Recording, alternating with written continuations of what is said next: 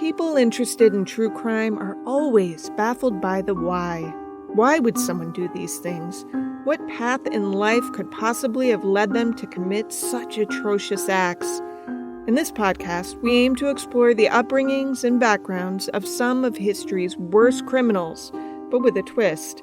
Because we want you to set aside what you already know about them, we won't use their names until the end of the show, so you can listen anew and hopefully get insight into the question that haunts us the most.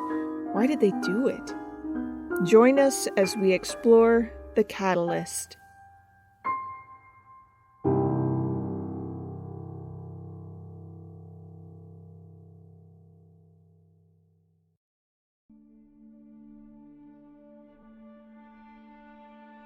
In December 1977 in Wichita, Kansas, 25-year-old Nancy Fox worked two jobs to make ends meet, one at a law firm and another at a jewelry store. Little did she know, a man had been studying her for weeks, following her and learning her routine. According to FBI profiler Special Agent John Douglas, this man believed that Nancy Fox was the perfect victim. She lived alone, had an established routine, and had no roommates. She was also cute and of the right age. One afternoon, the man told his wife a lie about needing to leave the house, giving him hours to himself. It was 8:30 p.m. when he broke into the empty apartment. Nancy was still at work, so he used the time to cut the phone lines and get comfortable in the space. He was ready for her when she arrived home nearly an hour later. He told her another lie. He said he was going to rape her, that he was sorry about it, it was a compulsion, but he had to do it. Nancy Fox lit a cigarette and responded, "Let's get this over with so I can call the police." Once they were in the bedroom, he told her to lie down on her stomach as he put on rubber gloves. He used handcuffs for her wrists and tied a yellow nightgown around her ankles. As he seemingly prepared to rape Nancy, he grabbed his belt off the floor and wound it around her neck. A few moments later, she was dead. He masturbated into her nightgown before beginning to tidy up. Replacing the handcuffs with red stockings, he also tied several pairs of stockings around her neck. Satisfied his perfect victim had been laid out perfectly, he rummaged through her things looking for trophies. Settling on several pieces of her lingerie and jewelry, plus her driver's license, he packed the rest of his things. There was just one last thing he had to do before he left. He turned up the heat as high as it would go. He had taken some criminal justice classes at WSU and learned that room temperature affected the rate of decomposition, which would make any autopsy more difficult. Nancy had fallen victim to a man we will call the Boy Scout. The Boy Scout was born to William, a city utilities worker, and Dorothea, a bookkeeper, in 1945. Like many who grew up in farming communities of the era, his first few years were spent living under the roof of his paternal grandparents. His parents lived there as well, all pitching in on the wheat, dairy, and cattle farm in Pittsburgh, 110 miles from Wichita. In his later interviews with Special Agent Douglas, the Boy Scout said he felt different even as early as this. His first voyeuristic opportunity came while he sat on the back porch of the picturesque farmhouse, watching his grandmother twisting the heads off the chickens that would be their dinner. Douglas, in his book about the Boy Scout, wonders if this was the moment he may have been corrupted, when his young mind began to equate death and sexual arousal. The Boy Scouts family moved to Wichita when he was around 5 in 1950.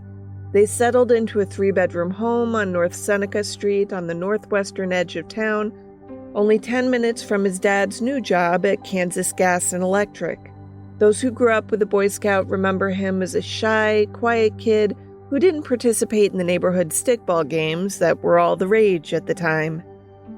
Maybe that wasn't a huge red flag, but this could have been. One winter day, when the Boy Scout was in 6th grade, the snow kept the students inside for recess. That's when he and two friends began drawing what he labeled a quote-unquote girl trap.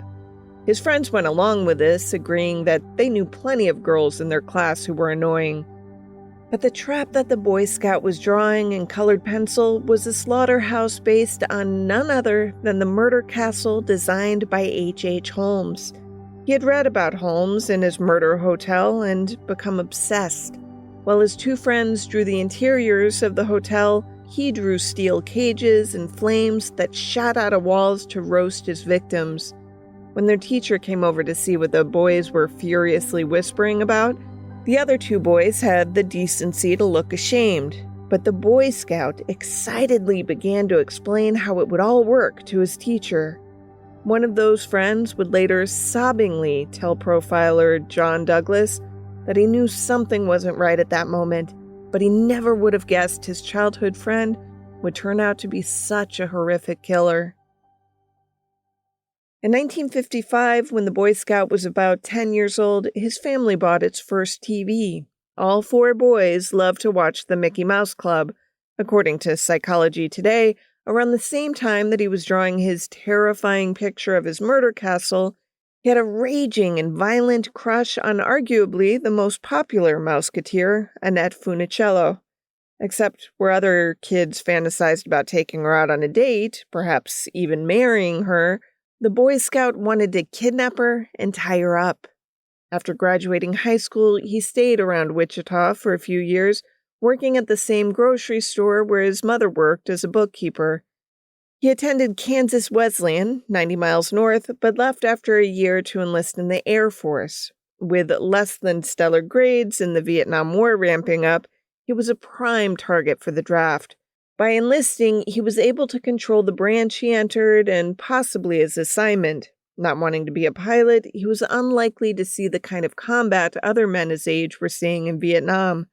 When his training in San Antonio was finished, he was stationed at various bases around the world: Turkey, Greece, Korea, Japan. Finally, away from the conservative Kansas environment, he frequented sex workers where he was able to indulge in some of his bondage fantasies. By 1970, the Boy Scout found himself back in Wichita, his Air Force commitment finished.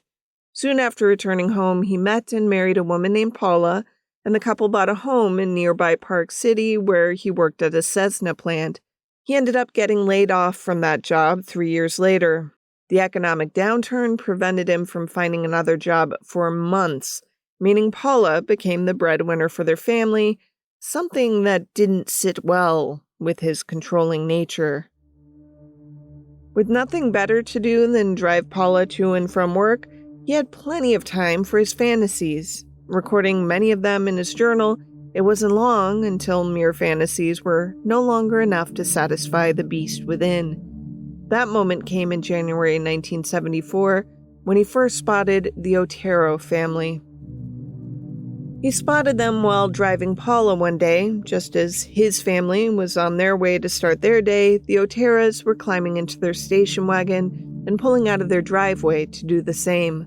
Over the next several days, the Boy Scout stalked the family, learning their routine, trying to find out any information he could, and attempting to figure out what about them enticed him. That final question went unanswered. Whatever drew him to the Oteros, he found himself crouching in the snow next to their house on January 15th, 1974. The door was locked, but he used the time to cut the phone line and put on his black ski mask. At 8:40 a.m., the youngest son, Joey, opened the back door to take out a bag of garbage. Grabbing Joey, the Boy Scout forced him inside and quickly surveyed the scene. Clearly, they were getting ready to take the younger children to school, making lunches and checking homework. Joseph Otero Sr. thought it was all part of a joke. Quote, "Did my brother-in-law put you up to this? Come on, tell me." End quote. But when the Boy Scout brandished his pistol, 33-year-old Julie Otero screamed and began to plead for their lives. The Boy Scout ordered the family to go into the front room where he told them the cover story he'd come up with just in case there was trouble. He said he was an escaped felon and was looking for food, money, and a car. But he was unsure of his footing and terrified of losing control, so he forced them to move again, this time to a back bedroom where he told them he was going to steal their car to get to California. Making Joseph Sr. lie on the floor, he taped his wrists together until he was sure it would be impossible to escape. As he turned to Julie, he calmed down and, according to John Douglas, began to ask them questions. What were their names? Where did they work? What did they think was the best way out of town? He killed Joseph Sr. first, then Julie, then 9-year-old Joey, then 11-year-old Josie. That was the scene 15-year-old Charlie Otero came home to later that day. Opening the door to their home, he was met with quiet. He had 4 siblings. Their home was never quiet, so he knew something was wrong. 2 weeks before his 16th birthday, Charlie had to go through the unimaginable horror of discovering more than half of his family slaughtered. In an interview 45 years later, Charlie told the Wichita Eagle, quote, "When I saw them, I hated God. I lost my religion." End quote. Rushing out of the house to find help, a neighbor heard his cries and came over to the house. Seeing the horror inside, the neighbor attempted to call the police, but realized the phone lines had been cut. When the police finally arrived, they were stunned that such a crime had been committed in the light of day and in such a quiet neighborhood. Given the brutality of the crimes, law enforcement wondered if there was possibly an organized crime element. But once they investigated the Otero's backgrounds, nothing suggested any connection to any crimes, let alone organized crime. Feeling relatively confident that he'd gotten away with his family murder, the Boy Scout found his next target the same way, while driving with his wife in the car.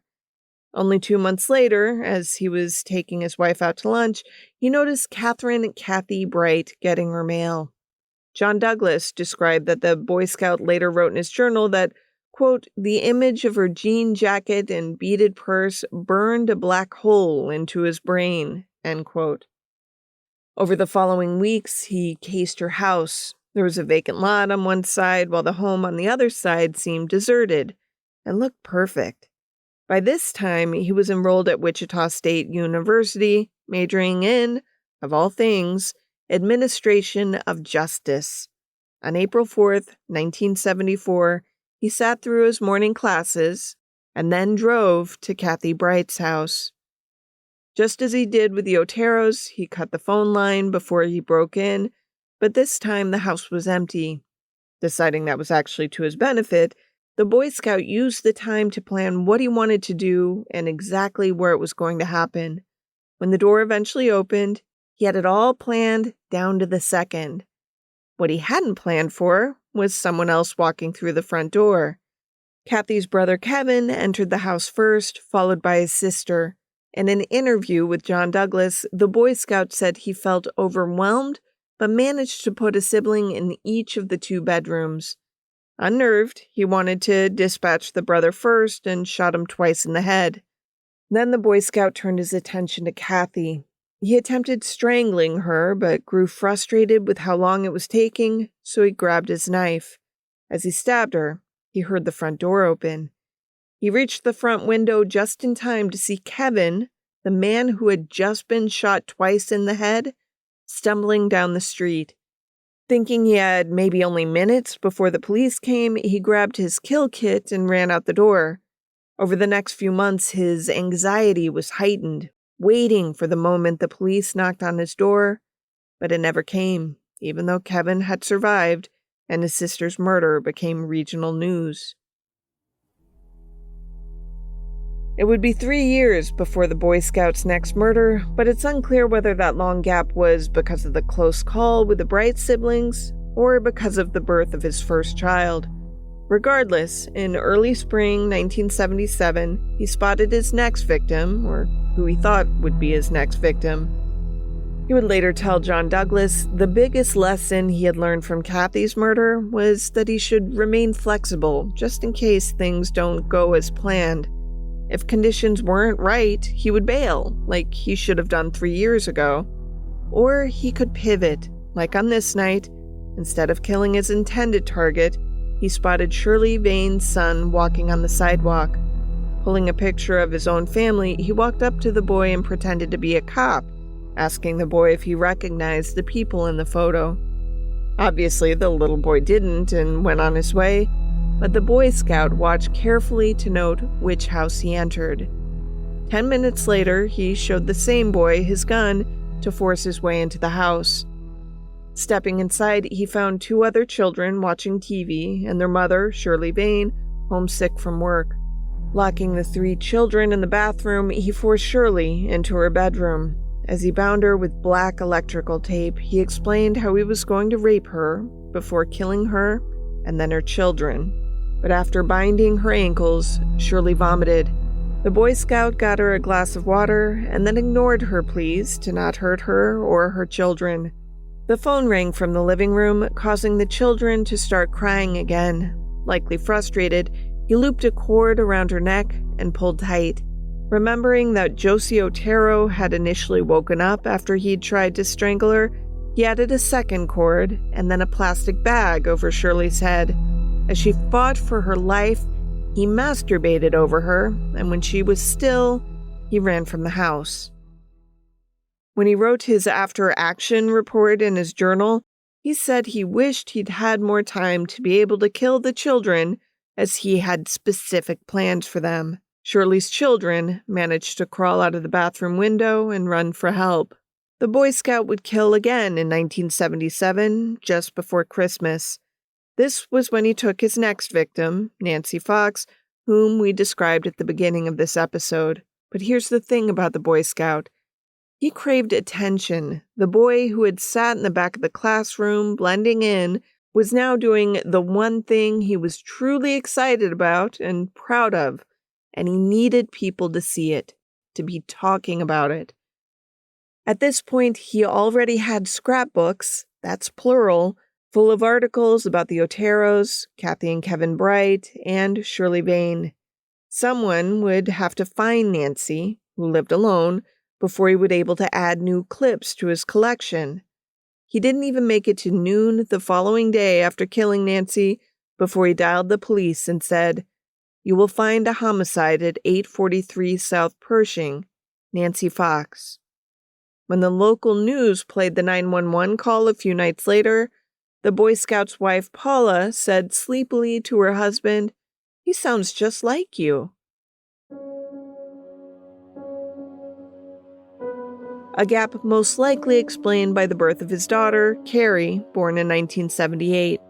This new life as a father of 2 small children also explained why his next victim lived only 5 houses down from his own home. Maureen Hedge always waved to him when she was in her front garden, but something clicked in April 1985, something that created a picture in his mind of Maureen with a rope around her neck. Even though he knew a cardinal rule of serial killing was never kill in your own neighborhood, he couldn't seem to help it. He became fixated. To avoid suspicion, he snuck away while on a Boy Scout camping trip with his son Brian. Saturday, April 27th, after dinner, when the campers were sitting around the campfire, he began complaining of a headache and retired to his tent. Grabbing his kill kit, he snuck out of his tent and walked back to town. From there, he got a cab to his neighborhood, climbing through backyards, including his own in-laws, until he landed in Maureen's yard. Not for the first time, he broke into an empty house and waited. When she got home, he had to wait a little longer because she had brought a man home with her. As soon as she was alone, he, quote-unquote, pounced like a tiger, as he described it to John Douglas. But, as had happened before, when the Boy Scout fixated so intently, that's when things tended to go wonky. Before he could prepare all of his tools, he wrapped his hands around her neck.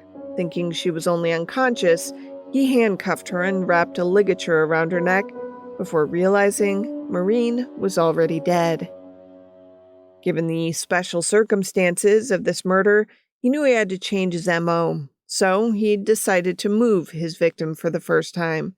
He knew, again from his criminal justice classes, that remains found outdoors made investigations much more difficult, and if he was lucky, weather might wash away evidence.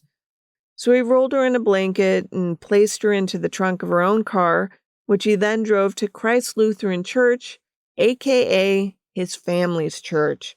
And since it was their church and part of his persona was a dutiful parishioner, the Boy Scout had a key.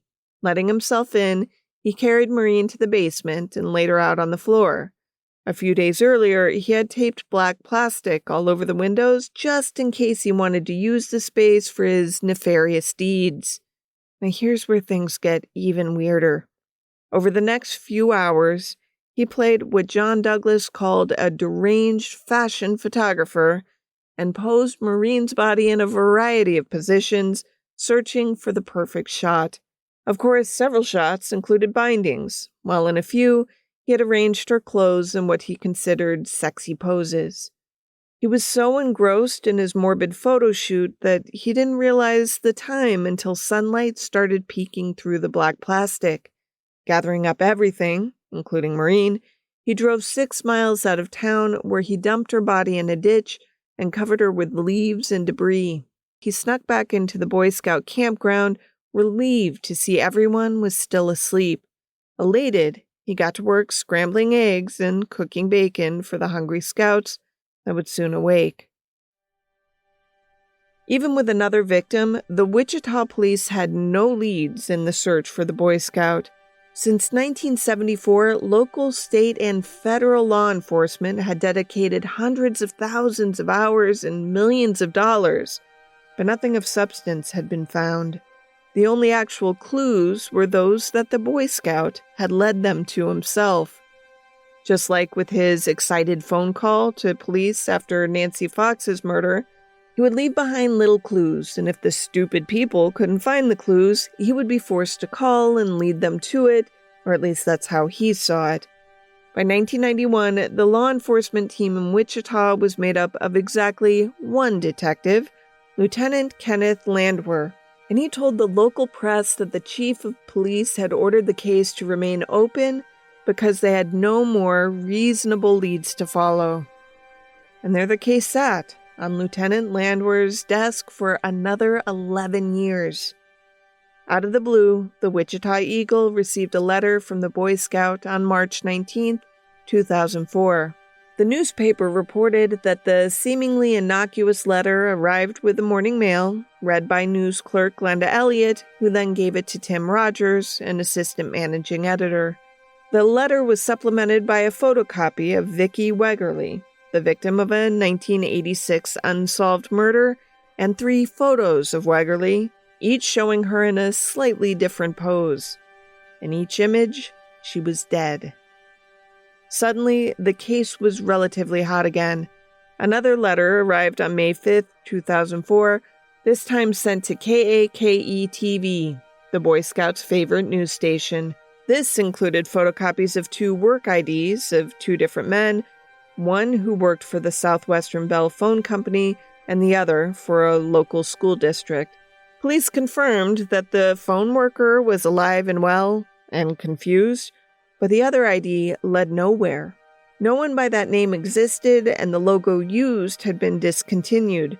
For reasons known only to him, at least for now, the Boy Scout had resurfaced and was once again craving the media attention that sustained him decades earlier. All that law enforcement could hope was to stop him before they found another victim. The task force roared to life. By 2004, DNA technology now existed. In April, they received word that criminalists at the Sedgwick Regional Forensic Science Center had managed to, quote, link the DNA extracted from a semen stain on the blue nightgown found at Nancy Fox's house with the skin fragments scraped out from beneath Wegerly's fingernails, end quote. Now they had forensic proof that linked a minimum of 2 murders claimed by the Boy Scout. The communications kept coming. One particularly perplexing part of the package was when the Boy Scout asked if the police had found his previous missive that he'd left at a Home Depot. Landwehr and his team had absolutely no idea what he was talking about. What Home Depot packet?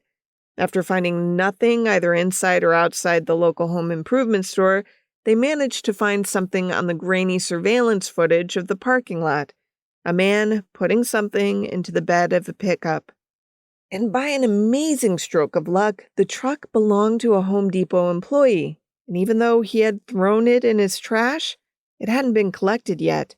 Most of the message inside read like the rest of the Boy Scouts' taunts, except for the last part. It read, quote, "Look, be honest with me. If I send you a disc, will it be traceable? Just put the answer in the newspaper under miscellaneous section 494. Run it for a few days in case I'm out of town, etc. I will try a floppy for a test run sometime in the near future, February or March," end quote. After getting over the surprise that the Boy Scout was asking them this kind of question, Landwehr placed a classified ad in the January 28th, 2005 edition of the Wichita Eagle, telling him to go ahead and send that floppy. A purple floppy arrived at KAKE TV 3 weeks later, accompanied by a locket on a gold chain, clearly a trophy stolen from one of his victims. As soon as the news organization realized what they had, the padded envelope was turned over to the task force.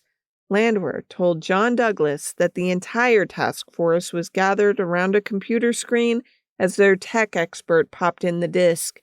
There was only one file, named testa.rtf, that read, quote, "This is a test. See 3x5 card for details on communication with me in the newspaper.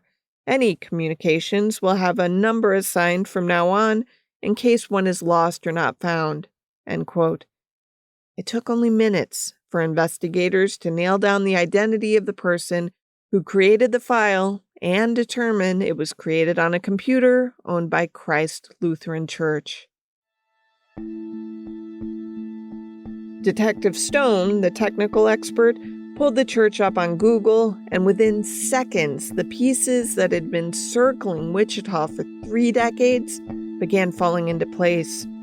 Christ Lutheran Church was in Park City, and the person who created the file just happened to be listed on the website as the church's congregation president. And who was this person who was still using floppy disks but didn't know how they work? Well, that would be the Boy Scout. The task force began to carefully trail the Boy Scout. Landwehr told John Douglas they'd had too many close calls. They wanted to ensure they kept tabs on him and, most importantly, make sure there weren't any more victims. While they watched him from afar, the task force needed to shore up their case. In one of the Boy Scouts' early messages, he threatened to blow up his house if the police ever closed in on him. They wanted to have as ironclad a case as possible before they made a move. This meant tying the Boy Scout to the DNA found at some of the crime scenes. But how could they do that without tipping him off? This is where the investigation headed into some very gray territory. A detective suggested that, while they couldn't get a DNA sample directly from him, they could maybe get a sample from a relative. Ray London, a special agent with the Kansas Bureau of Investigation, remembered that the Boy Scout's daughter Carrie attended Kansas State University and that most students used the on-campus clinic. Agent London drove the 130 miles to KSU and found that Carrie had used the clinic several times. After returning with a court order, he came back to Wichita with slides containing cells from Carrie's last pap smear. With another court order in hand, he dropped the sample at the crime lab in Topeka. After those tests were done, London and his entire task force had what they were hoping for. They had DNA proof. The arrest was a coordinated operation that included the FBI, KBI, and Wichita police. D-Day was February 25th. From their surveillance, they knew the Boy Scout left his office every day at 12:15 and drove the 3 minutes home to have lunch with Paula. Agents waited until he was on a side road to entrap him in a pincer move. The Boy Scout immediately jumped out of his truck, but he didn't bolt. Agent London told John Douglas that, quote, "he went quickly without much effort," end quote. London also recalled that everything about him was calm, cool, and flat, especially when the Boy Scout looked him in the eye and said, quote, "Tell my wife I won't be home for lunch. I assume you know where I live." End quote. The trial began in the summer of 2005 as Kansas braced to relive 30 years of trauma. But to everyone's surprise, the Boy Scout confessed to murdering 10 people in open court on June 27th. An insanity plea had been ruled out, and for him, this was his best or only option at getting a reasonable sentence. He then proceeded to describe each of the 10 murders in detail without any hint of remorse. At his sentencing on August 18th, the Boy Scout monologued for 30 minutes without apologizing or saying anything of note. Once he finally sat down, according to the Washington Post, the Boy Scout, aka Dennis Rader, the BTK killer, that's bind, torture, kill, was sentenced to 10 consecutive life sentences with a minimum sentence of 175 years. As you can imagine, Rader's family was reeling, devastated from the moment police notified them of his arrest. They didn't know him to be the monster capable of doing the things he described in court. In early 2007, Paula filed for an emergency divorce. According to the Wichita Eagle, Kansas typically requires a 60-day waiting period for divorces, but Judge Eric Yost waived that, signing the papers the very same day they were filed. It should be noted, too, that Charlie Otero's life seismically changed when he found his family dead years prior. The surviving members of the family were sent to New Mexico to live with relatives. Unsurprisingly, Charlie suffered from periods of instability, periods of being unhoused, and he spent some time in prison. He moved back to Wichita in 2008, where, according to a 2019 Wichita Eagle article, he was living with his fiancée and happily working at a motorcycle shop doing repair work. According to the article, Charlie had even begun to come to terms with living in the same city as the man who killed his family. He told the Eagle that he used to give the prison the middle finger whenever he was driving by. But he stopped. He decided to let his hate for Rader go. He said simply that he was, quote, just tired of carrying that weight, end quote.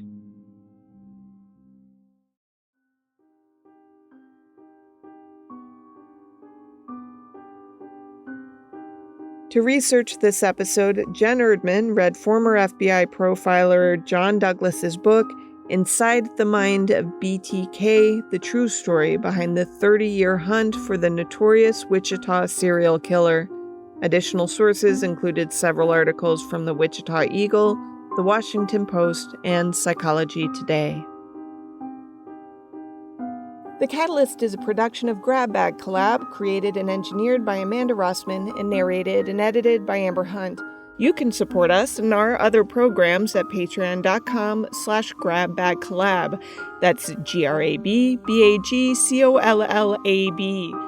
Special thanks to Daisy Egan for being our first pass editor and a collaborator on Grab Bag. Music comes from Soundstripe Inc., my dad, Bruce Hunt, and my son, Hunt Van Ben Scoden.